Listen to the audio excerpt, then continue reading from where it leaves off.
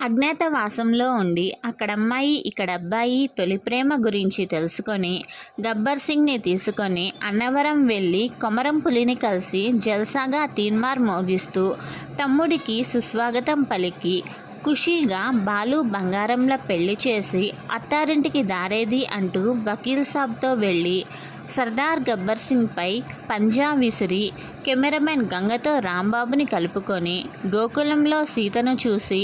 గోపాల గోపాల అంటూ డ్యూయెట్ వేసుకొని గుడుంబా శంకర్కి దొరికి కాటమరాయుడిగా మారి బ్రోతో కలిసి భీమ్లా నాయక్ ఇంట అడుగుపెట్టి జానీకి తన ప్రేమ విషయం చెప్పి హరిహర వీరమల్లు సమక్షంలో ఒరిజినల్ గ్యాంగ్స్టర్గా తమ ప్రేమపై విజయం సాధించి ఎందరో అభిమానుల గుండెల్లో భద్రంగా ఉండి పిఠాపురం ఎమ్మెల్యే గారి తాలూకా అంటూ అందరూ గొప్పగా చెప్పుకునే స్థాయికి ఎదిగి డిప్యూటీ సీఎంగా ప్రమాణ స్వీకారం చేసి